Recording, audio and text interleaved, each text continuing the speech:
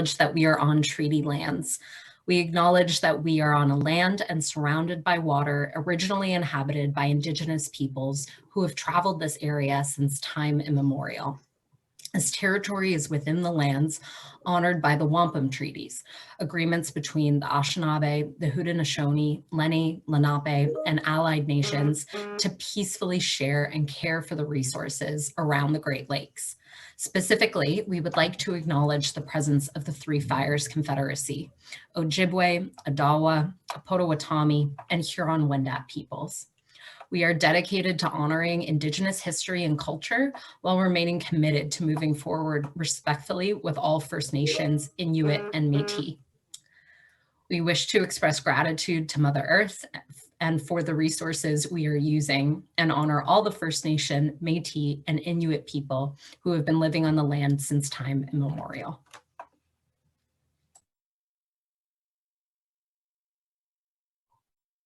Great, thank you, Sophia. I just want to let everyone know that we were supposed to have the CEO and founder of Cheekbone Beauty, Jen Harper, with us today as our keynote speaker.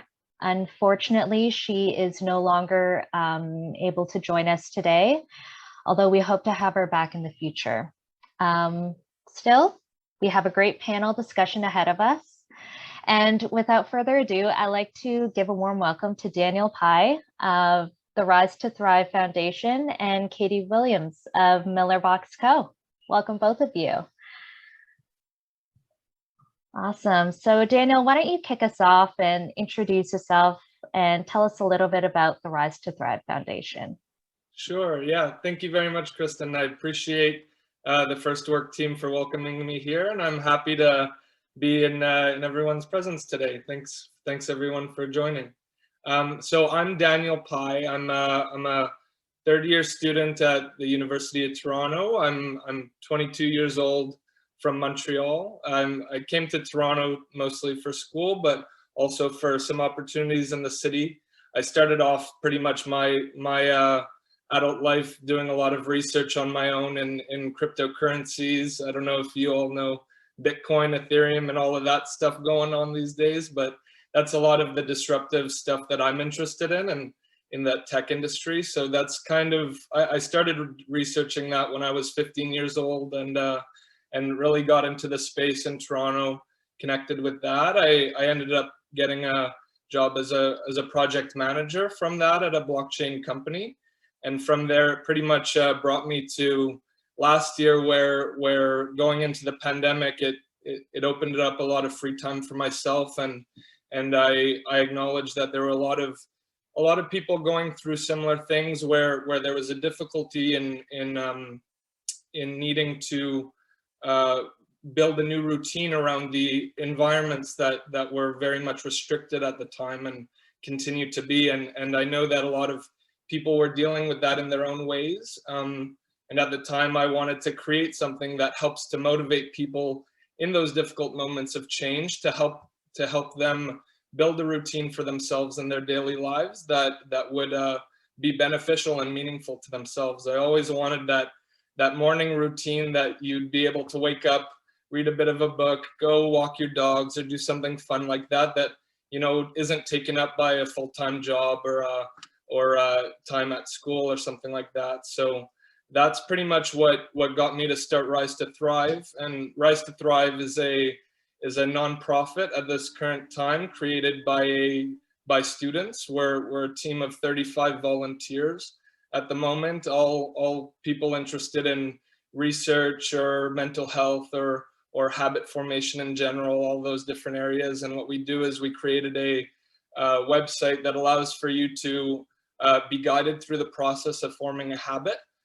Whether that be, as I said, reading a book or walking your dog or something like that. And from there, you can do that in support of the mental health charities out there in Canada, including jack.org, including in Toronto. There's a lot around there in the mental health space as well that we're supporting. And the idea is you can do that. You can do something that's meaningful to yourself for the greater good.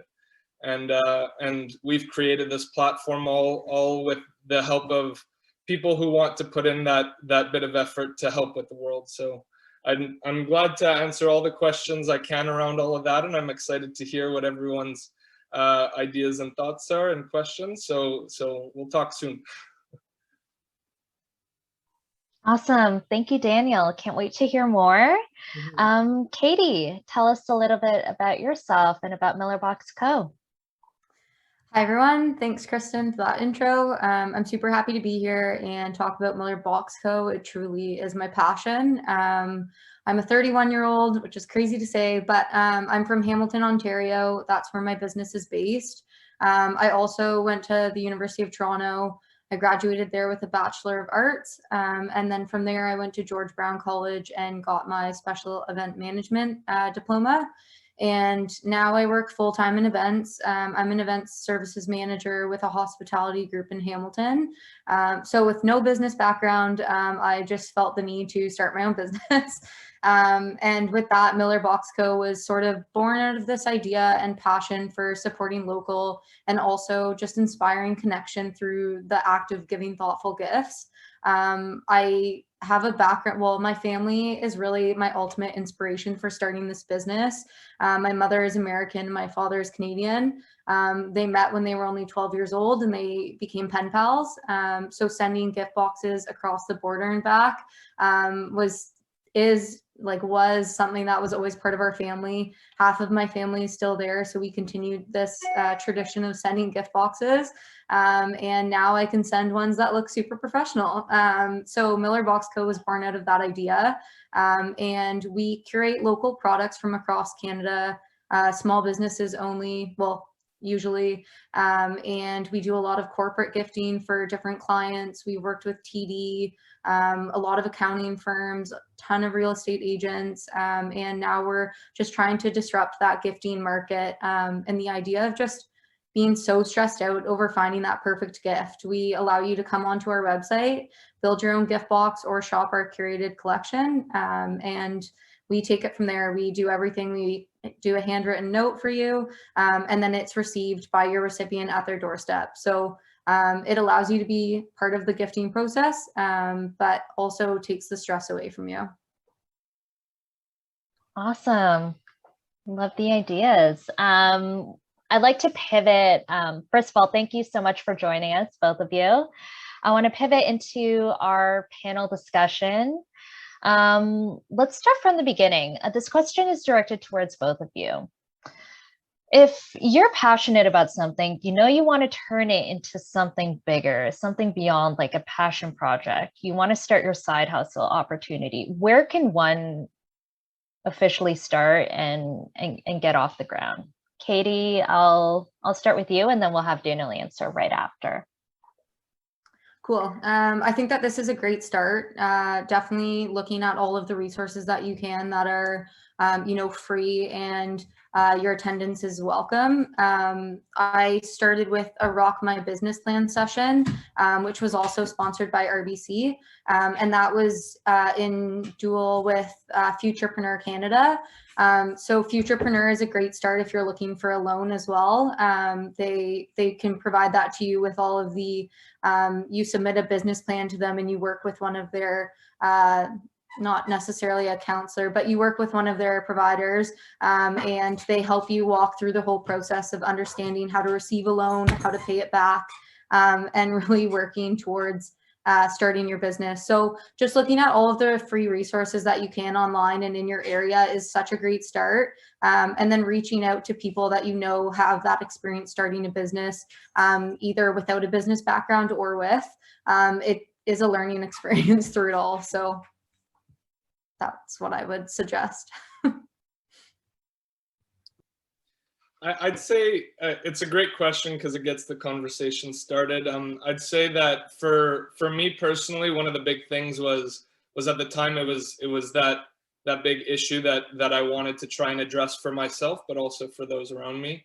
And what that pretty much entailed was brainstorming long nights, doing a bunch of writing in journals, and trying to really assemble the idea and get it actually concrete in my mind. It started with a completely different idea that formed into something new. So you allow for that idea to evolve in your own mind. But one of the big things that I had to deal with is I let it sit as an idea for over 2 or 3 months before I told anyone about it. And it was one of those things, one of those big barriers that you need to get kind of past, because once you start sharing it with other people, you are able to gain a different perspective, and you kind of, it gives it more credibility because it gets more people involved. But pretty much, as Katie said, one of the big parts is really to connect with the people around you and hear what their ideas are, get their mentorship if they have been an entrepreneur themselves, or have their other ideas. One of the big things for me creating a nonprofit was using a lot of the Government of Canada resources, or resources all online that can be found, and some good books out there as well are the Lean Startup is one of those top ones that we can. But if you want any other book recommendations, we could talk later. Awesome. Daniel, you actually bring up a great point of surrounding yourself with the right people and the right mentors. If you were to provide any advice, like, where do you find the right mentor for you? And Katie, you feel free to answer as well. Yeah, sure. So I'd say for me, one of the big things is my friends. I come from a family that is big into entrepreneurship. We love the creativity of it. So I had the chance to connect with my dad and hear his thoughts on what he's been up to, and his thoughts on the organization itself.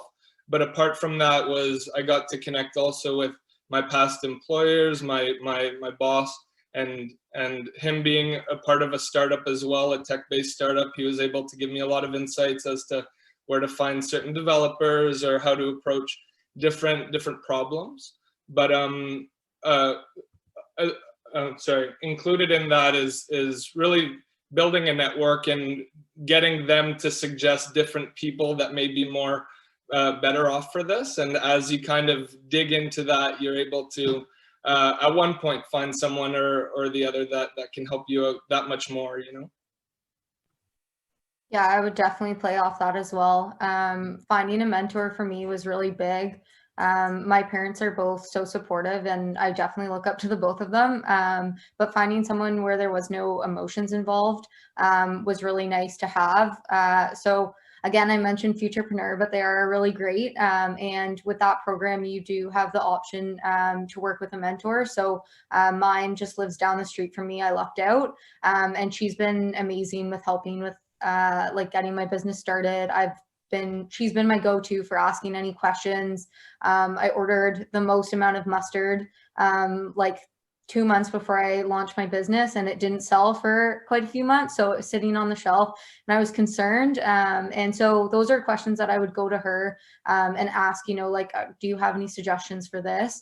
So mentors are so important to have. And just like help you celebrate the little wins as well.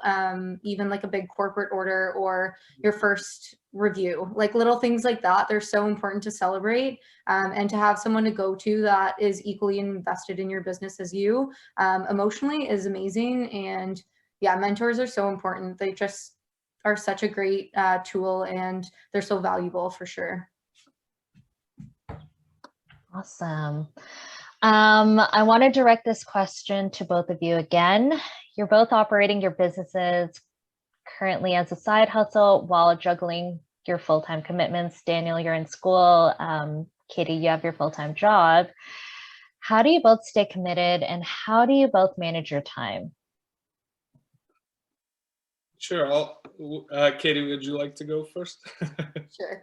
Yeah, I think for me, balancing is still something that I'm really working on and trying to figure out. I'm a year into my business being launched online, just a year last week, so pretty exciting. But yeah, I think it's still something that I'm trying to work on. I would say most of the time it's easy for me to not balance, but it's easy for me to stay motivated and passionate about my business just because it's something that I absolutely love doing. And to receive a review or to deliver a gift box to someone in my area is it's just I don't know. I find it emotional because I just absolutely love seeing people happy. And since I was a kid, I would love making someone laugh or making someone smile. I still say hello to people on the street when I'm walking by myself or with my dog. Like, that's important to me, to show people or to see people express emotions. So yeah, I don't know. For me, balancing, I would say typically I try to spend at least maybe like 2 to 4 hours each morning trying to get some work done before I really invest in my full-time job. Hopefully my boss is not listening, but yeah, I think managing my time wisely, just knowing too, like when I need to focus on certain things with holidays is really important for my company, and shipping delays, things like that, taking into consideration a lot of those things is how I balance my time. So there's weeks where I don't do that much for my business, and then there's weeks where I'm absolutely swamped and my hair is up in a crazy bend like it is right now. So I'd say for myself, it's kind of unique these times, because when it comes to university, a lot of it is asynchronous anyways, right? So I have my recorded lectures that I could watch whenever throughout the week, and so it's given me kind of like the lenience to figure out what my routine is and really plan my day around that. So in the mornings, I usually wake up and do a lecture or two in the morning, and then have the full rest of the afternoon dedicated to Rise to Thrive. But in order to keep myself motivated, I mean, Rise to Thrive is very much about keeping yourself motivated and doing the things that are meaningful to you, especially for the greater good. So that's very much how I kind of approach it myself. And in doing this work is by knowing that, you know, the people that I'm working with are all doing this for their own personal reasons, and we all know that you know, everyone needs that little bit of a push to help them focus on their self-care practices a little bit more, right? And the really cool thing about working with a team like mine is that, you know, in the pandemic we have a lack of social connection with people, but when it comes to doing this, it's always a great opportunity to connect closely with the people I'm working with. And we have a team of 35 volunteers right now, so I get to pretty much hang out with someone new a day, and it's always a fun time. So I'd say it's not really necessary to motivate myself to do it, because I'm always wanting to be a part of it in any way possible. Awesome. Daniel, that actually pivots into my next question. Finding like-minded people to grow your team, especially on a volunteer basis, can be difficult. How do you retain and grow your team of volunteers? Yeah, well, we pretty much started I pretty much started by connecting with a few of my friends that I used to work with who were like-minded in the fact that they just wanted to be a part of something cool. And we applied as a team to bring this idea to get some initial funding to get things started, which built up that credibility. And once we got that initial grant, it gave us the opportunity to reach out to some other friends who were in different fields that would bring something new to the table.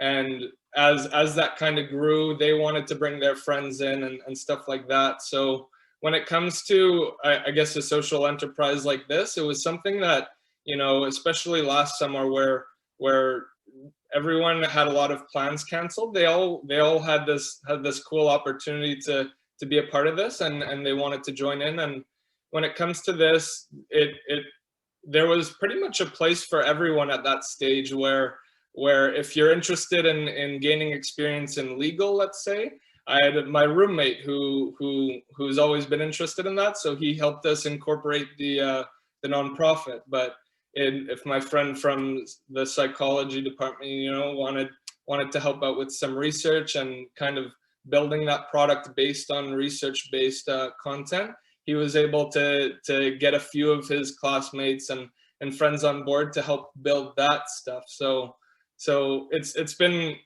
cool, because no matter what your interests were, Rise to Thrive kind of provided the opportunity to bring them on board and make it work. And you know, a lot of people these days are very willing to do something for the greater good, and that's what's been unique about this, I'd say. Great. This next question is for you, Katie. So in today's digital world, having an online presence is so important, and you've done a really great job at marketing yourself and Miller Box Co. How do you create such an inviting brand, and how did it help you get your business off the ground? This is still, yeah, branding is tough. It's definitely hard to narrow it down and really focus on exactly what you want, which I don't know if that sounds contradicting, but anyways, so with my Instagram and social media, that's where I started for marketing, and that's where I tried to build my audience from the start. So building a brand, I just had this idea of exactly what I wanted to look like. It's really an expression of myself. And I mean, I try to be authentic as I can. Even like the wording coming off of my captions, things like that. Like that's what I would say in person to someone. I'd say, look, we've got you covered. Or like I would say those things. So I think putting that into the narrative of creating a brand was not difficult for me. But with that being said, I feel like consistency is key right now. With my social media. Like I'm just so busy that it is hard to keep up all the time. And I think right now there is this idea that you always have to be showing face on your social media. And I am not really into that. So for me, I just try to put a lot of product photos out and just really representing the brands that I carry in my shop and in our gift boxes. So just trying to support local as much as I can, giving them the credit that they deserve with their products. And then of course, like our gift box photos are really important. And I don't try to take the photos myself. I'm a terrible photographer. That's not my skill set.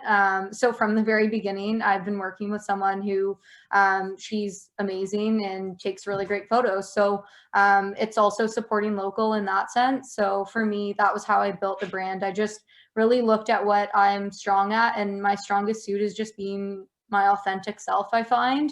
And that's really how I built that brand online, and it's continuing to grow, and I don't have to show up every day. And I feel like the followers who are following know that and are still there. So it's quite nice. But yeah, building a brand is definitely just being your authentic self and really trying to get for me, it was to just really represent myself and my brand. That's great. That kind of answered the next question on creating content, but if you can offer maybe like a few more tips on like how one can create content for their side hustles. Yeah, I think narrowing it down, really looking at who you want to cater towards. From the start, I've really tried to I've tried to carry something for everyone. And now I'm really starting to realize that there is a target market that I need and that I have. So with that, I am working to continue to try to generate my content towards them, and hoping that they, of course, make purchases. But at the end of the day, there's a lot of content planning out there, tools and resources that help. I use Planoly, but there's also Tailwind and different apps there where you can do bulk content planning, which is awesome. And yeah, I mean, just keeping on brand, trying to be consistent with, I use a lot of my brand colors and just the same like language, I guess. But also I find really helpful as I go to a few Instagram pages that I really love and respect and that have sort of the similar values as what Miller Box Co has. So we're all about supporting local and creating that inspiration for connection. So I follow a few similar brands in that, and look at what they're posting, try to stay within sort of range of things like that. I don't know if that really answers the question, but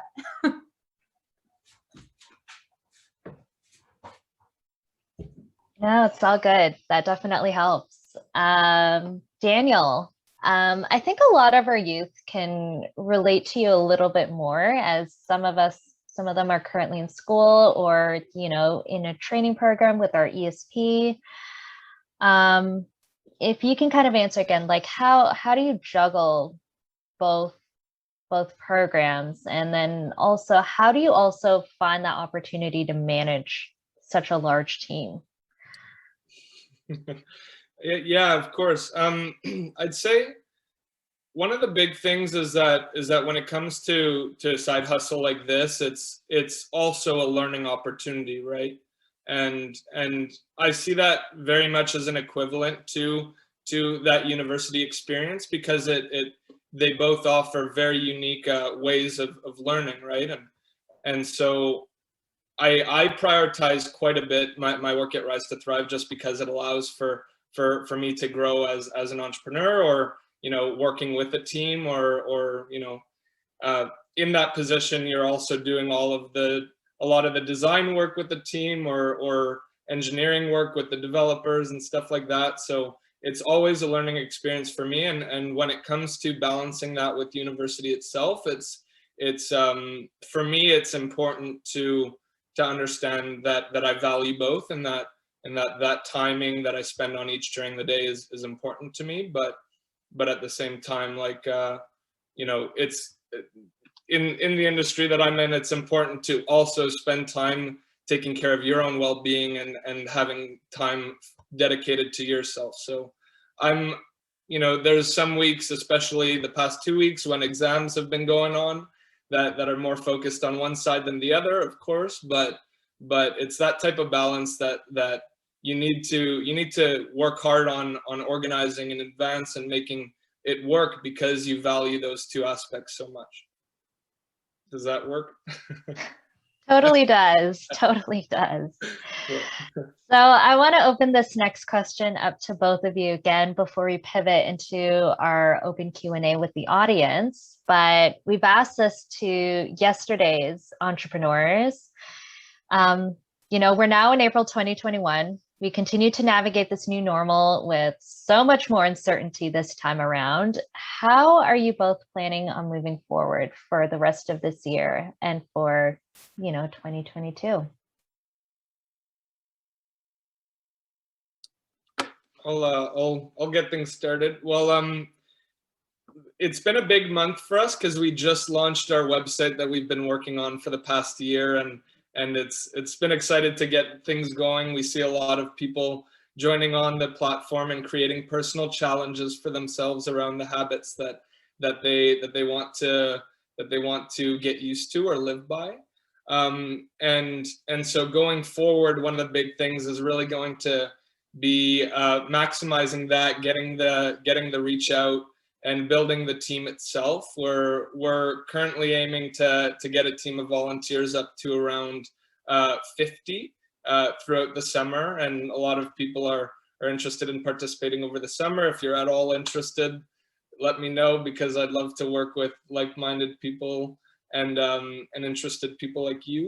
But one of the big things is we hope for at least the start of school, since our big target audience right now is university students, since that's kind of the circle I'm in, is we hope to do a massive campaign in September that gets the universities of Toronto and McGill involved with all of their student unions. So we've been in conversations with them about trying to get the school as a whole to be part of this, and to do something where it connects their students in a virtual but active way.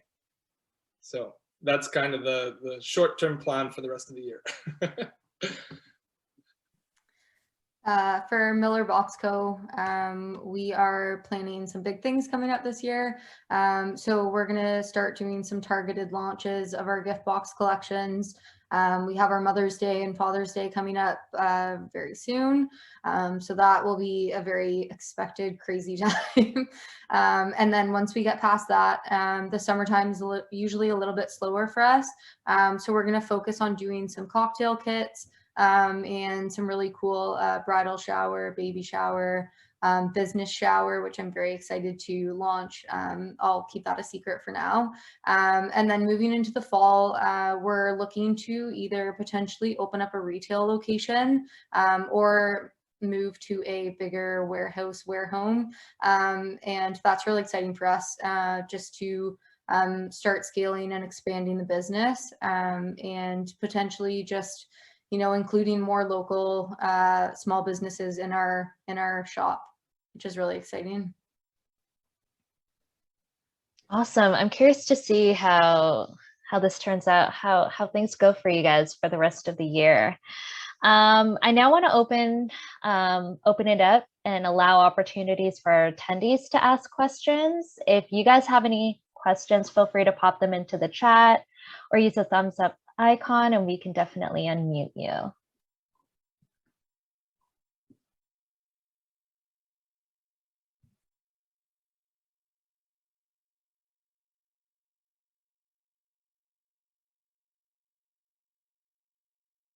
We'll give it a quick minute here.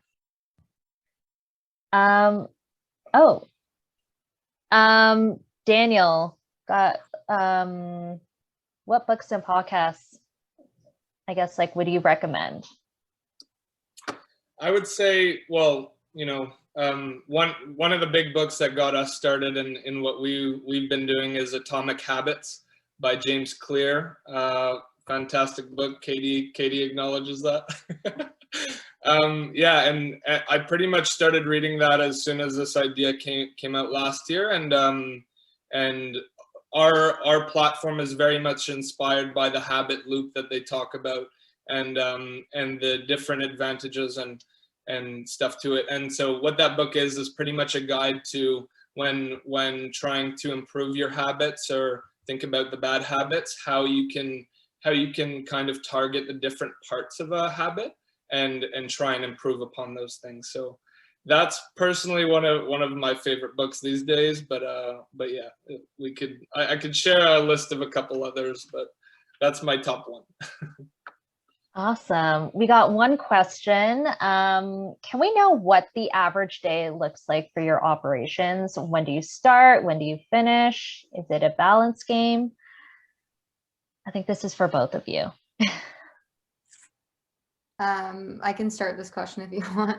Yeah, so for me, because I am working full time, an average day does not exist. I would say that all days are just so different. And again, just pending what we have going on, really takes in, or we take that into account. So if we need to do an email launch, we might focus on that for, I would say, anywhere between like 2 to 4 hours and get a workflow. These are all maybe things that people aren't aware of, but there's lots of behind the scenes things that go into it. So unfortunately for us, it's not just making gift boxes pretty all day, but there's a lot of, behind the scenes work. So I would say on average, I probably spend between at least maybe 8 to 10 or upwards of 10 hours a week on behind the scenes, on the back end. And that would be like a low key week. That would be like working on the finances. And then again, just email marketing, social media and content planning, things like that. And then I would say the rest of the time is when we're making gift boxes. So that would be likely another 8 to 10 hours per week. We put a lot of detail into the gift boxes, so it takes a lot of time planning and getting those ready and out for shipping. I'd say for myself, it's very similar. It's tough to have a normal day, but the big thing for myself is working with a bunch of volunteers. Everyone has their own schedules that vary as well, depending on their commitments. And so there's a lot of different conversations during the day that, you know, are planned individually. We have as a team our weekly meetings on Monday and team meetings below that. So we have a business development team that reaches out to a bunch of leads out there. We have a marketing team that takes care of all our Instagram and all of that. I'm personally not too savvy in that area, so I try and give some ideas when I can, but my work is mostly as a project manager to the developer, and so my day kind of flip-flops around those different areas depending on what's necessary during the week. One of the big things these days is really going over the platform and ensuring that all the bugs are reported to the developer, and that we we are now starting to trace improvements for what the next stage of the website can be, what all the improvements can be added and stuff like that. So it's different every day, but I'd say there's some method to the chaos. Awesome. So we have a couple of more questions. To everyone in the audience, keep it flowing. One question we have to both of you: what kind of challenges came up as you started to launch your businesses? Ooh, I would say lots of challenges. I think from the start, there's just so many details with our gift boxes. Of course, I'm going to keep talking about them, but with the little details, we ordered stickers that were 10 times too big. So little things like that. Just be sure that you sort of figure out like different measurements or shipping times, shipping weights. There's so many things that go into different elements of businesses. And that's where you really need to focus down or focus on the skills and sets that you need to figure out how to start your business. So for us, it was different box sizes and shipping weight and shipping timeframes and, what shipping company to use. That's huge.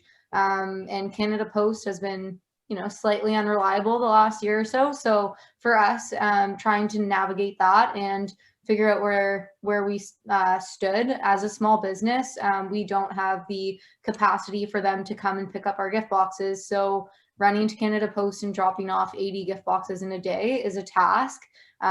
Your arms break after. So there's little things like that. Those are challenges for a small business for sure.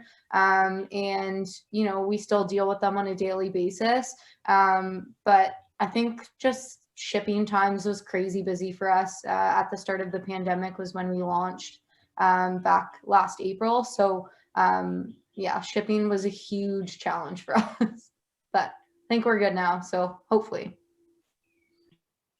I'd say for us, one of the big things was well, we initially got this grant from U of T for being a project that wanted to support the COVID-19 response.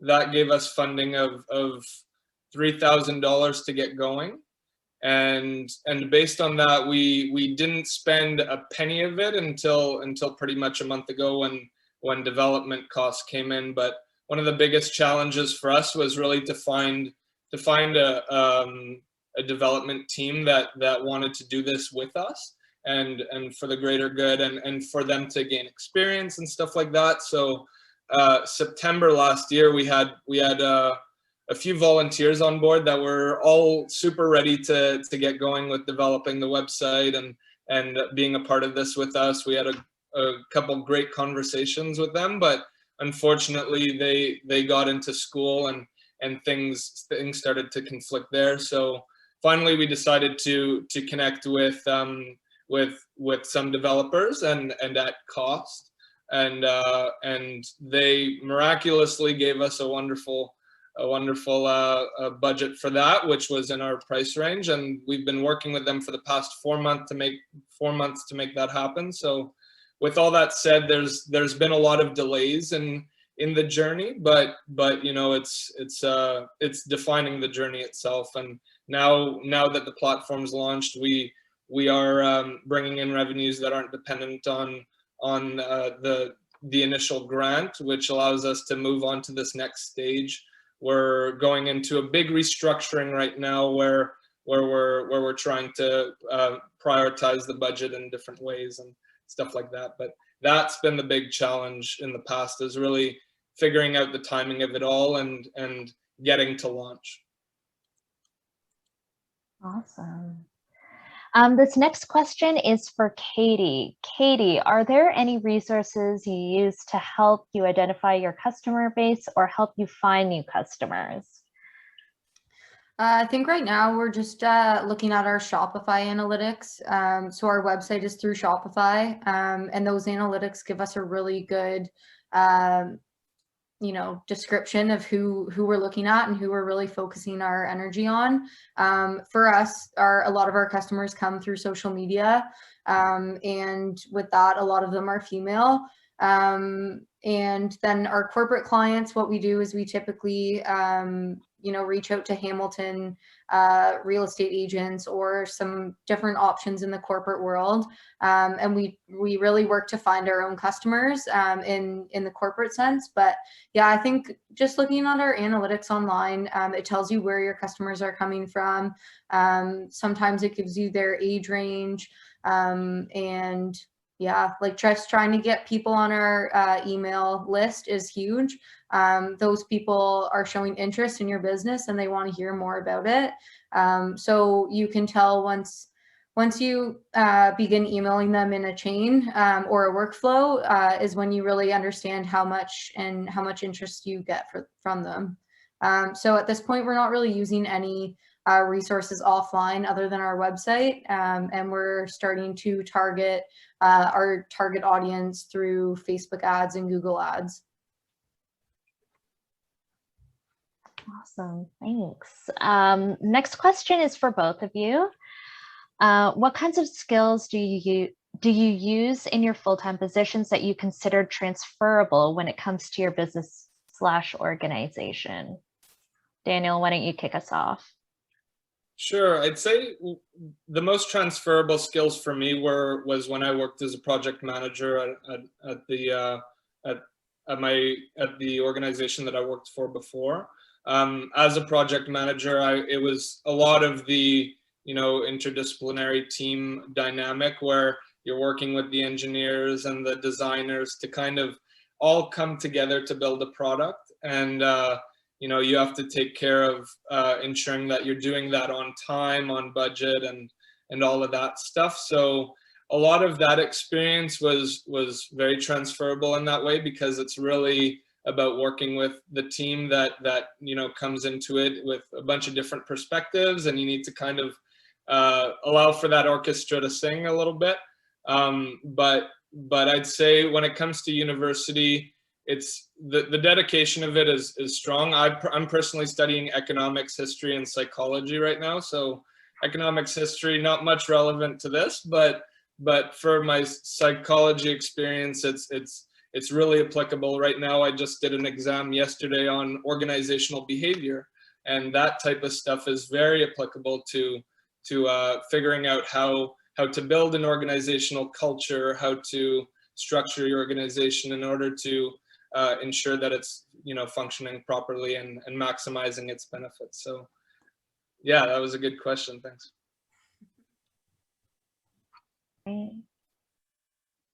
I think for me, the most transferable skills, definitely organization for sure. Budgeting, working in events, I have to help clients budget their events from start to finish. So definitely that skill is transferable, working with numbers and whatnot. And just, yeah, overall organization for sure. Keeping track of the different vendors for weddings and corporate events is definitely transferable to my business. I work with a ton of different vendors. Right now we have 40 plus small businesses. We carry their products. So navigating those and just overall communication, I think as well, really learning how to lead a team in my full-time job has helped me navigate that water with the business as well. Great answers. I got one question here. How vital is communication with your team? The most important. One of the biggest things for us is obviously we work on different schedules. So we use Slack to communicate with everyone, and doing so asynchronously kind of helps with that. Obviously, I would love to have my team in an office someday where we can really connect in that way. But that's for post-COVID times.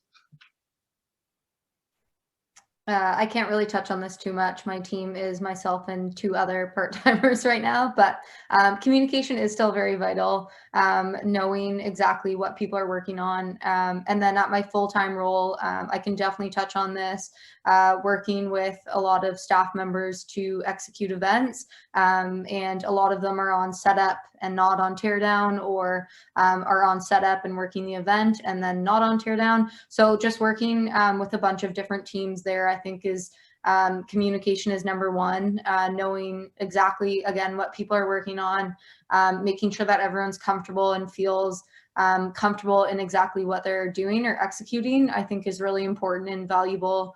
And then learning. I'm still learning, teaching. I love doing both.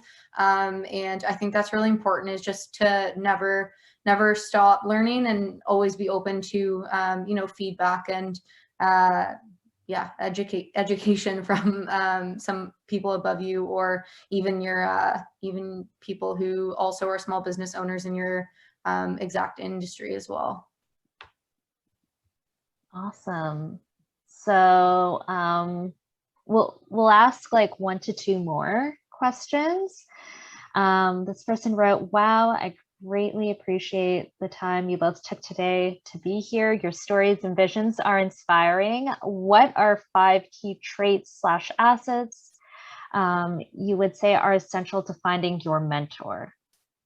Great question. I can start this one off. I think approachability is probably the number one trait that I looked for. I wanted someone that was going to be comfortable with me calling them with a freak out, or calling them with a win, and them, giving me advice on either on anything really. So approachability, I think, is number one. Trust or loyalty, I think, is 2. That is essential, and you definitely want to be working with someone that you can trust with sharing ideas with them, and that they're going to have your back at the end of the day.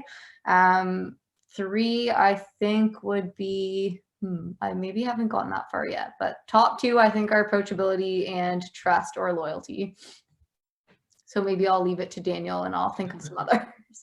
Yeah, I'll add to that by saying honesty. I'd say that when it comes to having a mentor, it's important to hear their actual opinions on things, especially when you're bringing tough decisions to them. It's good to hear their honest opinion rather than them trying to, come up with what you want to hear. So that's my one trait that I'd add to your list. I completely agree. Honesty, I think, is so important. And yeah, being able to trust in what they're telling you, and be able to take it with, a grain of salt. Sometimes it's not exactly what you want to hear, but they're your mentor. So yeah, just working with them is great.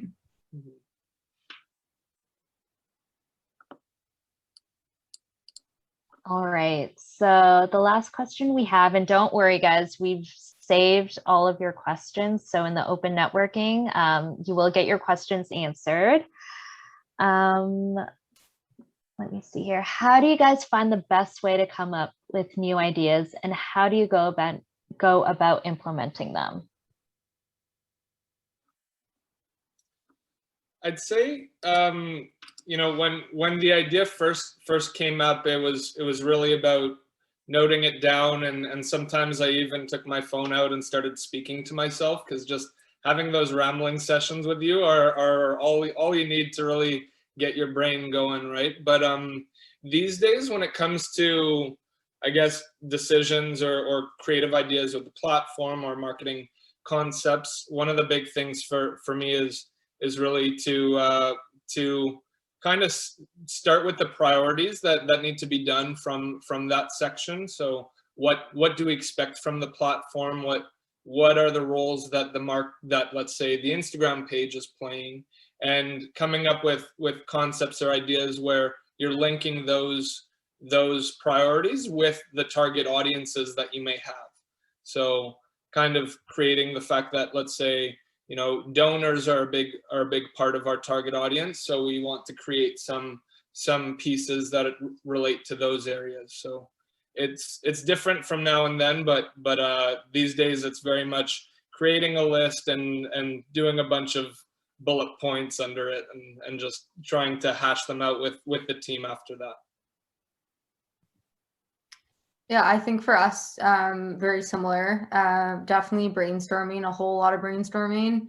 I do find it very easy to go on social media and check out what others are doing. So I try to limit that. I really don't want to play the comparison game. I want to focus on my own business and my own ideas. I want to be the leader of the pack. And I always say that every day when I wake up. I'm doing this because I love it. And I need to be the creative one to succeed. And with that, like my business, what I'm trying to do is I'm trying to solve a problem. I want people to have this ease of being able to go online and purchase a gift box or build their own gift box with all the products that are really trendy or new or just supporting local at the end of the day. So for me to come up with new ideas, sometimes I try and take creative breaks. So I'll sit by myself for a couple of hours and really hone in on what interests me. And it's nice because my brand, I said before, and I'll say it again a million times, is an expression of myself. So you'll see a lot of the items are things that I love to use. And I want people to have trust in my business as well. So I want them to know that each product is worth it and that they can trust me in providing this gift to their family or friends. So I think, yeah, just like sitting down, really focusing on what you like. Or sorry, what I like at least, and really researching like the newest products on the market. And yeah, just again, for us, it's really curating from local small businesses. So checking out their website, seeing what they're introducing and what's new on their end, and then trying to work it into our product launch is how we get creative, how I get creative. Awesome. Awesome. Awesome. I love it. So that, I guess, would conclude the open Q&A session. If you have more questions for our speakers, don't worry. We'll be having the open networking session, so you will get to have any other questions answered. But before we pivot into that open networking portion, we will be doing the RBC survey. Once again, in order to be entered into the draw to win the $50 gift card giveaways, you must 1, complete the RBC survey, and 2, be present at the closing ceremonies at the end of the event.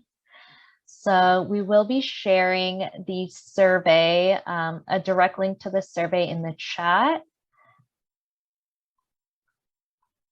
And please send a screenshot of the completion page to sophia@firstwork.org.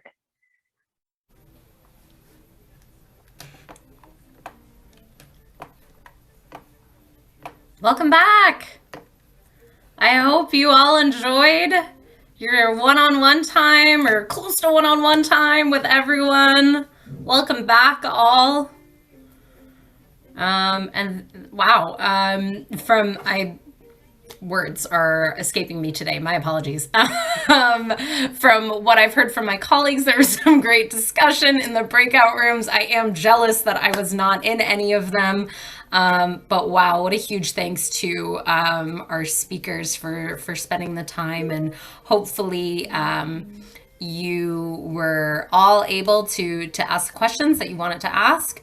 I'm just giving folks a few more minutes from rooms 3 and 4 to pop back in.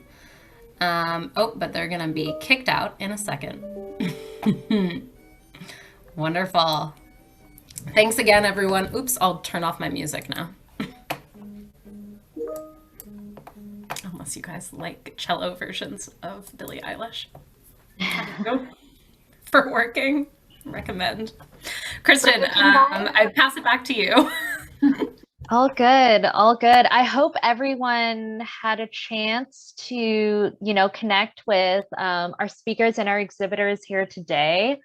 I just want to let everyone know, I know there's like a lot of information thrown at you in terms of like resources and, being able to network. So you will be getting a follow-up email directly from me outlining, here are the resources from Business on the Streets.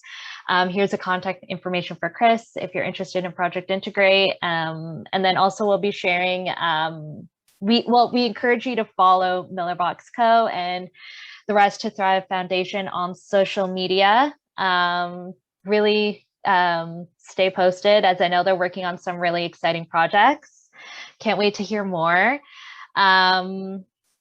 Just before we get into the gift card draw, we've randomly selected 2 names, but I just want to remind everyone that we have day 3 coming tomorrow, the last final day of startup. It feels like we just started it. But that will be more of a tactile approach on business planning with our partners at Futurepreneur Canada.